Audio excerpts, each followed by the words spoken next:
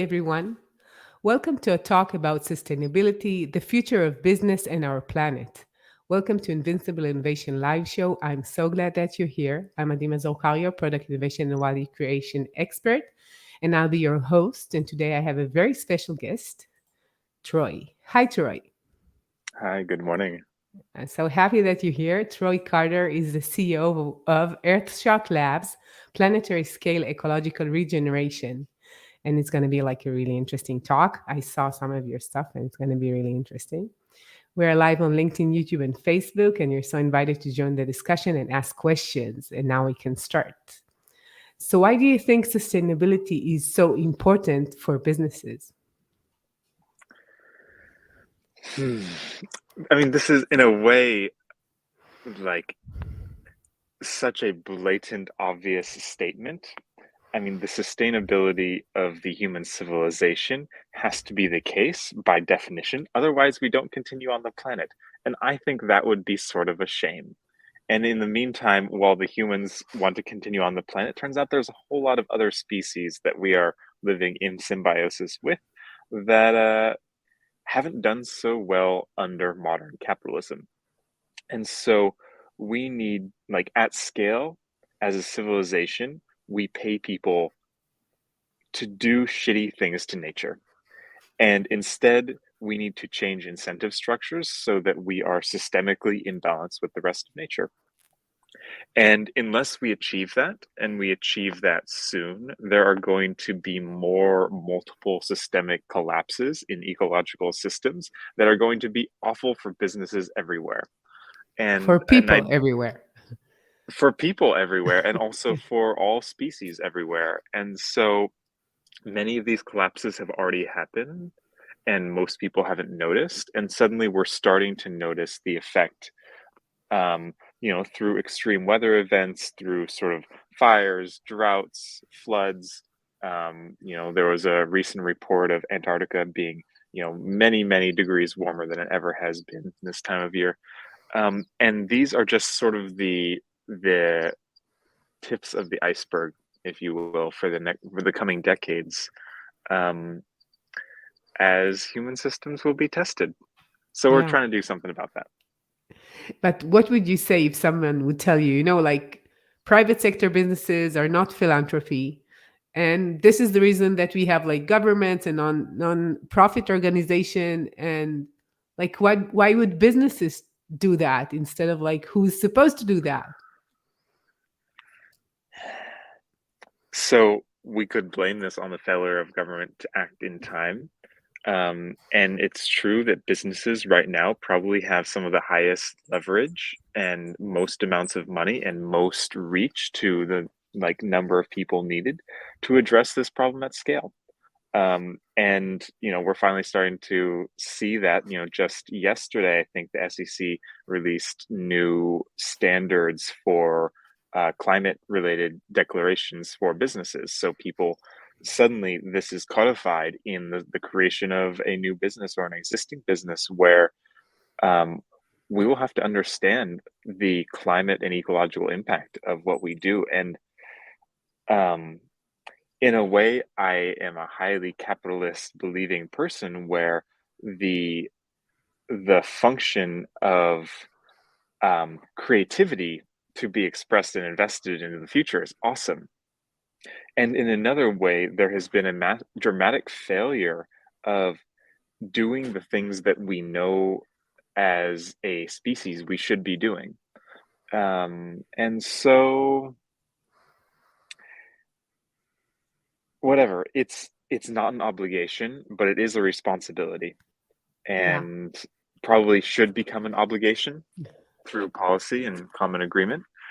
But if you are a business owner or you are a decision maker in a business, why not just make your company as sustainable as possible and be in right relationship with nature? In a way, it could be a dramatic cost, but that will pay off really greatly over time. Because it will pay off for you as a person, for your kids, or you think that the consumers would think that Yeah. that's a better company to buy from, or employees would I say mean, it's a better company to work for. All of those. How does a company last, especially like a multi-generational organization? It lasts by people believing in what they do. It's not because, okay, we are adequately paying these people as functional units to perform their job. Like that is sort of where creativity ends, and then the company sort of slowly dies over time. But to continue to create these legacy organizations that continue to do something important and make a lot of money, they have to be doing something good. Otherwise, people just won't work for them. And I think we're seeing that more and more now. And why companies like Earthshot Labs can attract such high quality talent um, is because our fundamental mission is something that's in alignment with people's purpose in this time. So tell us more about what you're doing in Earthshot Labs. Yes. So Earthshot is a mission. It's a company founded to restore ecological balance on the planet. And we're doing this in a few ways. The first is science. So in order to incentivize landowners, land stewards, governments, investors to make different decisions about land, we have to pay them differently. And in order to pay people differently, we have to be able to understand the impact of different actions on land. So what happens when you remove cattle from forests? What happens if you don't cut down trees or if you plant new trees? All sorts of different ecological interventions, and be able to predict what happens in the future to financially de-risk investments and policies now. And so the first step one is science and measurement, and we formed a big open source community around this, and also have a science team doing really advanced predictive modeling. So what does the future of the planet actually look like? The second step is product. So we're building a product called LandOS, and LandOS is an operating system for land management, for conservation, for reforestation. Basically, the easiest way for a land steward anywhere on Earth to get paid for doing something good with their land. So by protecting forests, by replanting new forests, or by doing regenerative land practices. And the third is we're also scaling up operations. So in numerous countries around the world, we have our own reforestation and land conservation operations, which means we have people on the ground with nurseries, planting seeds, and building out the operational capacity to go change, landscape level pieces of land. And these are some large projects, like projects you can see from space. And that's what's needed in order to reestablish ecological restoration. We can't just be a technology company providing a clever solution with more information. We have to get our hands dirty and understand how this works at a very intimate level on land. But what you said about science, that's intriguing for me, because people would say, okay, you have your own scientists, and how could you prove, like, without any doubt that that you're sure that this is going to happen? And most I know politicians, I would say, would not agree with some of your numbers, I would say, or not. If you feel that's different, you can contradict me here. Mm-hmm. It's a good thing we're not dependent fully on politicians understanding science. And we're also not doing something that we can say is 100% true. So when you go plant a bunch of trees and you say, here's how much the trees will go over the next 30 years, we don't know. There are so many different factors. There are climate factors, there are wildfires, there are floods, some guy might come with a chainsaw and chop them all down. We don't know what will happen in the future. But at scale, across the whole landscape, we can get a pretty good idea, and we can understand how much uncertainty there is in that estimate. And by understanding that uncertainty, we can still say, hey, it's worth plopping down $10 million to go plant a bunch of trees now, even if we don't know exactly what the payout is going to be. And you believe that it will not be top down from government, it will be from the people. That's what you think? It has to be both. We're all in this together. The government is not separate from us. And we definitely need policy decisions to on so many different levels to encourage like coherent emissions policy. So we stop emitting as much CO2 and we move off as a civilization from fossil fuels, to treat land as a basically as a being that owns itself. And this is sort of a radical step that's been taken in places like New Zealand and Ecuador to give sovereignty to land. Um, and that's sort of just acknowledging the real relationship we have with the rest of nature. And this is something that's like a far more radical level of conversation than most governments are playing with right now. But there's a lot of iterative steps to get there, like just doing a lot less harm to places that are vital for human survival because they hold incredible biodiversity. And we don't understand how the planet fully works. And so it's better not to screw with it too much. Yeah. When you talk about the rights of the land, I would say some very traditional societies thought differently about the land, but the modern society is really detached from nature and from the land. And most of the time we're stepping on concrete. We don't even step on sand on the land itself, right? So even like physically, we're not really attached to it. Yeah. So do you think it's more related to maybe to education about that, or how do people perceive their nature and their surrounding in Yeah. general? I mean, I don't know. It's about education. Education is like it's a great blanket word for usually something we can teach in a school.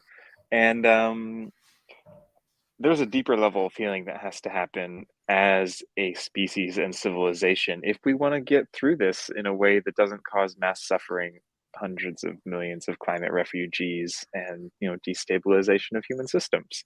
And that is acknowledging that we are a part of the whole, that we are a participant in the ecosystem, and that we can actually be a good participant in the ecosystem. We don't actually have to be this destructive force and we just separate nature from the humans. No, we can actually be together in a very beautiful way. And we've gone a little bit fast in terms of building things that are really ugly. And it's not that it's like bad, but it's just unnecessary. We could be building a lot more beautiful ways of humans living together and the way we work with cities. And there's a lot of technology innovations that will happen. You think, electrification of everything and self-driving cars and eliminating 75% of the footprint of cities being dedicated to cars. How awesome would that be? I would totally live in San Francisco if there were no streets and no cars and there's just like, big tree lined avenues. Amazing. That's not Yeah. how it looks right now. Yeah. So what do you think is the biggest obstacle for companies to face when they need to do the right thing? And why don't they do more for society and for the planet?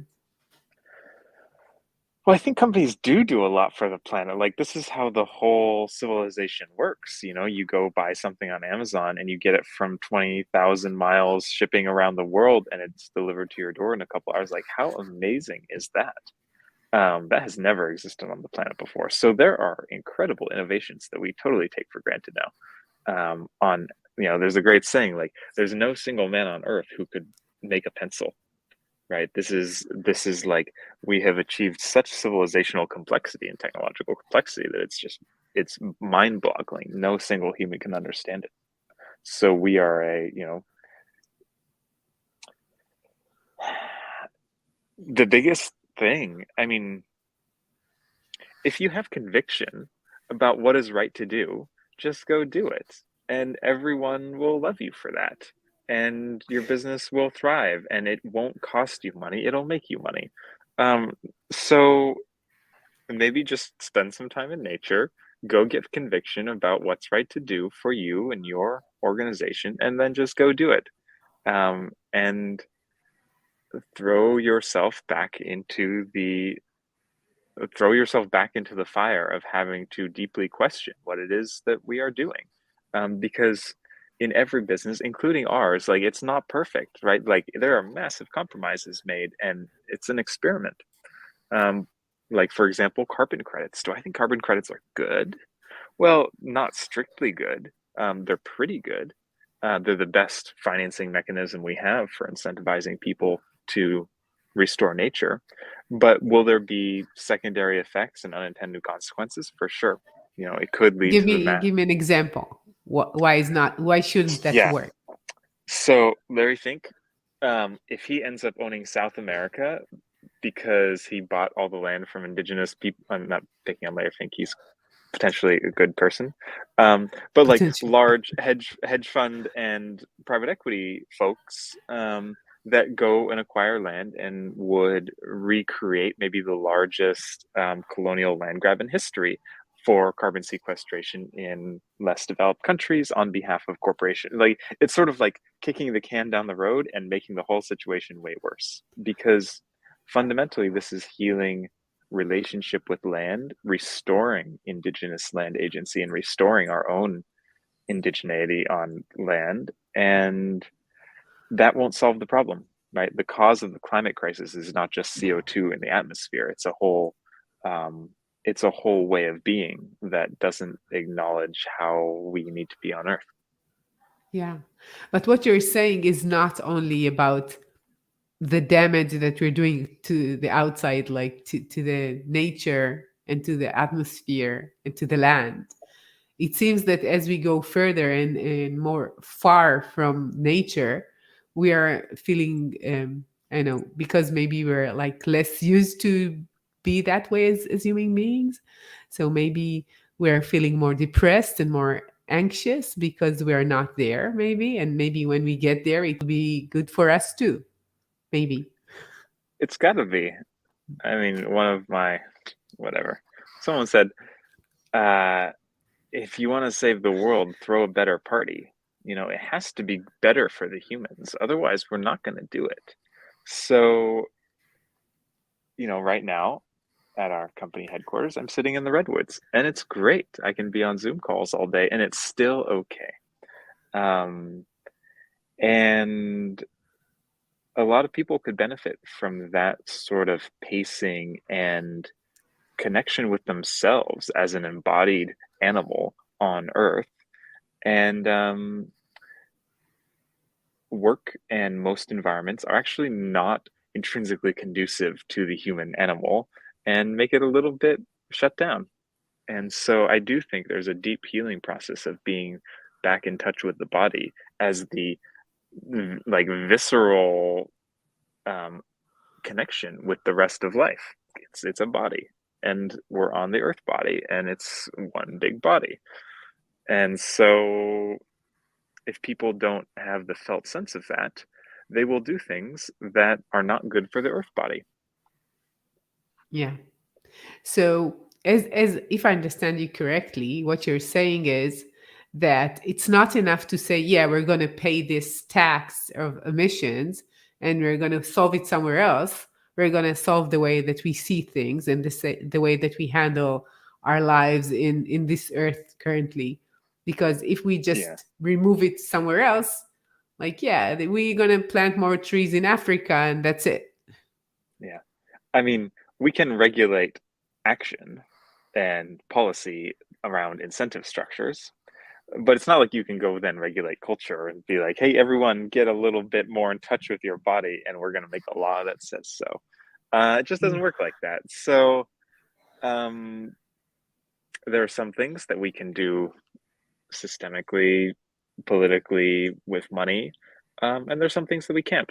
And at least we should make policies that reflect our best understanding of how human beings should act on Earth, even if we're not there all the time. You know, And so at least we don't, sort of destroy things along the way quite as much. yeah. Like I heard like a few years ago, it was, I think, like a documentary about the human race. And it started with saying that we're very young on Earth. So we're not here for so long, and we're kind of young, in parallel to other species in nature. Mhm. And when I thought about it, we don't think that we're young, and we think we're very, very smart and very, that we know so much and we gone so far. And when you're thinking about us as human beings in the planet, as species, as creatures, as earthlings, It seems like we have so much to learn yet, but we're so sure that we're so smart that it's like conflicting all the time, because we think, especially I'm from Israel, so in Israel we know everything, if you didn't Mhm. know that. So it's like this feeling of, yeah, we know, like we know everything. Yeah, and it's hard to, Yeah. to explain what you don't know. You don't know what you don't know, right? Yeah. I mean, this is a really deep theme. Um, Yeah, yeah, it's funny the just truth to think is, about it, because we're so, like, the technology, and we're so advanced, and you have these capabilities, and I think that what we're just saying is not enough to solve it in our mind and to have a mm, plan. yeah, this is one of the big, without going too far out right now, this is one of the biggest shifts in consciousness that could happen during this time, which is um, being okay with not knowing how it's going to turn out. um, for your own like, because you don't know anyway, right? Like, how is your individual life going to turn out? No, people get divorced, people die, things happen. There's major emotional, dramatic events in everyone's life that they did not see coming. um, and also a major, amazing good things that they did not see coming. So there's no way of knowing. And it's the same, I think, for us as a species. Like, it actually might not turn out okay. Yeah, um, it might. and it might actually be amazing. And so we don't know. And it's a vote with our time of what we want to happen. Like, we will, whatever it is, like, we are going to participate in creating whatever it is. So as a species, and for your company, what what future do you want to vote for, and be specific about that, because you are actually, like, whether you're selling refrigerators or driving trucks, or being a nurse, or any category, like, what is the world you're voting for, and what is the world you're voting for by subtly agreeing with whatever your employer or company is doing that actually isn't in integrity with you? Or how are you exhausting yourself, or working too hard, or, like, and we are caught by our systems as well. People who have to Sure. work many jobs, or there's so many, like, disenfranchised groups all around the world in different ways that are both caught by the system and we're creating it. So it's tricky. um Yeah. So what we're saying right now is, I think that most people will not really stop even to think, because they have so many things to handle, and they have their job, and this is how they make money and do whatever they need, and most of the time they don't even stop. It doesn't matter if they're leaders or workers, it doesn't matter. Just thinking about, yeah, why am I doing it, where am I going, and what's my purpose, right? It's yeah. like we're in auto mode all the Mm. time, moving without even stopping, especially because we're moving so fast. When you're running, you cannot even see the view. Mhm. So this is a great invitation. It's also a great invitation for me, because I also often feel caught by busyness. Like, my schedule fills up, and people use the Calendly, and suddenly, the entire day, back-to-back meetings, and that's normal. Um, but what do we actually need as a company, or as a species, or your company, is people who have a deep felt sense of what needs to happen, and a deep felt sense of being able to stay current, not being able to predict the future, know everything that needs to happen in 5 years, but just what needs to happen right now. And if there's any responsibility that I have, it's just being able to stay current with that feeling and remain in touch with myself, so that we can actually go move forward. And yeah, the rush, you know, Yeah. it's not good.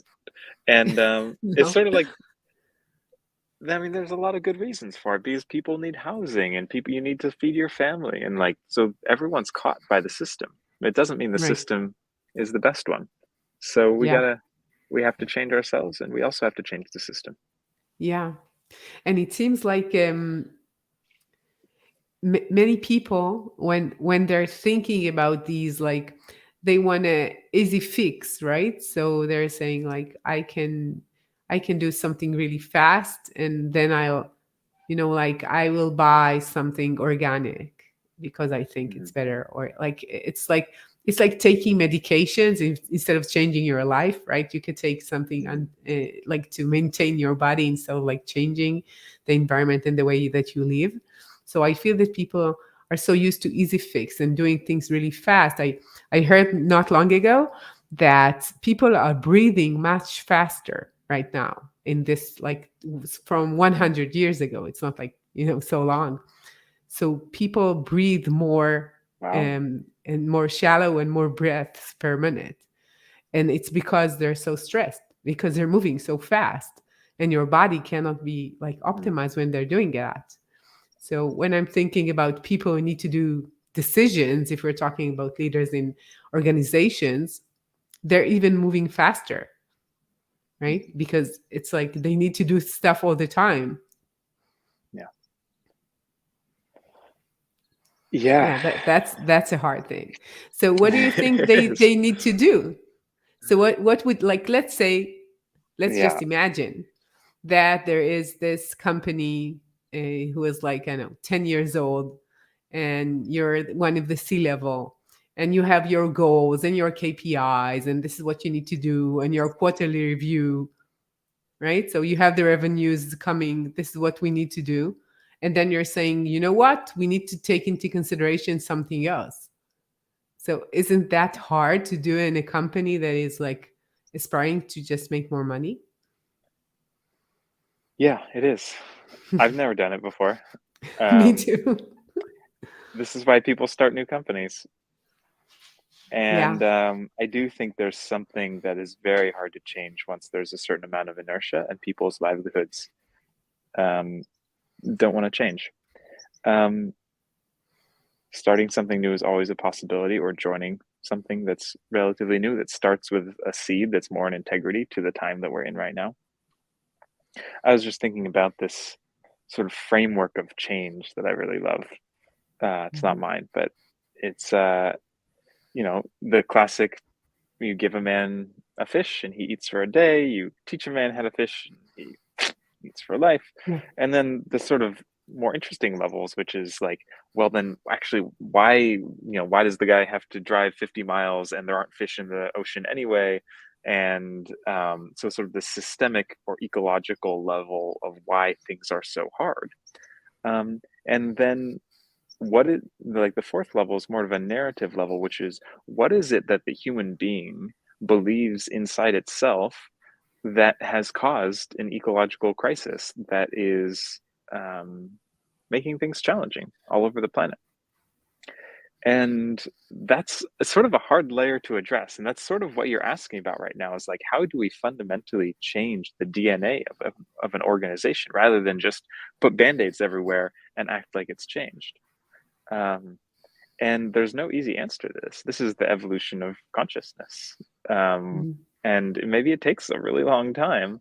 It's more like, in the meantime, let's just mirror our best moments in the systems that we create and grow in the meantime. Because it's just as much a relational issue, between men and women and lovers and children and elders, and it's like every layer um, is undergoing some level of healing, or needs to be current Mhm. with where we are right now. So when we're talking about this meantime, so other than regeneration of plants, what is like the biggest solution? How do we solve what we need to solve right now with climate change? Yeah. What would be the your So I list? wish I wish there were some like individual easy answers for people who just want to make different like consumer buying decisions, but there aren't really. So I'd say the biggest thing is voting with your time about who you work for and what you work on, and that's a big one. And what we need to do as a civilization, there's a great book called Drawdown and website. Paul Hawken and his team assembled a list of the 100, best climate solutions from all categories, from nature to different, all sorts of different interventions, but some big things, let's electrify everything, self-driving cars and sort of more efficient transportation. So essentially reducing the load of harm that we're doing, paying people dramatically different on how to treat nature. And then there's a whole bunch of things that are like specifically really bad that we're doing actively all the time. For example, like widespread pesticide and antibiotic use, industrialized animal agriculture. There's a whole host of ways in which just are like unnecessarily inefficient, that could be done a lot better. It surprised me that you said that you like individually cannot do, because most people think about themselves individually. And like I'm vegan, for example, and I guess that you get this question a lot, like, does it mean that you yourself is like vegan and you're using only like ecological ingredients, and you're thinking twice before you fly or something like that? Or you're saying, no, I'm doing something which is much bigger? Well, yeah, this is not to like give away individual responsibility. Like in the end, we are individually responsible, and Mhm. so um, food and lifestyle are choices, and they have impacts. And I was just thinking of a teacher of mine, Martin Prechtel. He's like, we don't get out of life pure. You like by doing the good thing, we don't actually leave life having won. Like there is a grief of what we are doing. We are having impact on other animals and plants and species, and independent of whether we are vegan or not, there is that impact, and there is an element of grief in it. And if we can acknowledge that and still make a choice about what to do that causes some harm to another being or kills another being, um, that's a choice. Um, so I guess the deeper level is really around like working with the complexity of the earth as it is, because there aren't easy solutions to this. How do we go make these systemic incentive structure changes? How do we go change policy around, fossil fuel use, and also doing it ourselves? It's not an easy answer to say how the cell takes responsibility for the whole body. Yeah. So how do you think what we're talking about would change the future of work, and how can organizations meet the needs of the employees, the planet, and the stakeholders? Yeah. So the healing maybe isn't in the cell trying to change the whole body, but in the cell realizing it's a cell of a whole body. And I think that shift translates into every single system. It translates into your business, it translates into government, it translates into how we interact as a species with the planet. Um, and so I don't have also like any easy answers for work, or like, okay, so now it's hybrid or remote, or people have more freedom or more autonomy or better, less centralized decision making. And um, all those would probably be relevant for some companies or others. Um, so it's really about um, the cultural agreements you're making as an organization, and what are you standing for that you believe in. And maybe it's something as simple as, we believe that like we exist for our employees to have a healthy, balanced life, and we are making money selling something. That's okay. um, and then there are some people or organizations that have a particular responsibility because they're in a position to actually steward the whole. And if you are, and this is commonly seen as like tech companies or, you know, people with a lot of money, take the responsibility, um, because there is a lot that small groups of people can do, and that can dramatically change incentive structures for billions of people. So do you think they need to take into considerations uh, another thing that currently they're not taking into consideration? Maybe like I think about a company that will really say that we care about something, Because sometimes it looks like only PR, because they want to Mhm. look good for their employees and for their consumers, and they really need to change. It cannot be like Yeah. an ad, or it needs to go from within, right? Yeah. And sometimes they need to unlearn, or maybe even give up some of the things that they're currently doing, which Yeah. is much harder than doing more stuff. Yeah. I mean, it starts from you, right? It starts from the consciousness of an individual saying, this is something that I believe needs to change, and embodying that wherever you go. And I think the consciousness of individuals at organizations can change the organization. Why not? Um, if you have conviction, go to whoever the decision maker is, or become the decision maker. And um, there's a lot of reasons why that is hard and slow, and It is. people are disenfranchised and don't have their voices. Um, but that doesn't mean you can't individually find your conviction through your own divine connection, or being in nature, or whatever it is. Do you think that the younger generation is more is understanding that further than their mother and father and grandmother and grandfather before them? Um, well, sort of by definition, yes, because it is the next generation that has learned from the previous one. And in other ways, no. Like there's just some things that humans are good at understanding, and some things that we're not good at understanding. But it's, it's an iterative change, and I'm very optimistic at what I see. So give me a reason to be optimistic too. I'm optimistic in general, but I'm not sure about this one. Yeah. So, do I think that there's going to be a widespread increased fragility in human systems and shipping and transportation and energy? Yes, I do. And that might cause mass human and non-human suffering.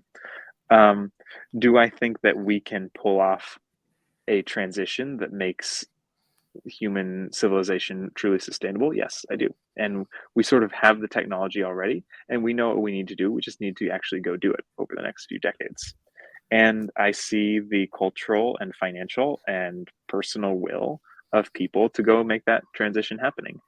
And part of that comes from young people, and part of it comes from people of every age who just see, hey, this is the thing for right now.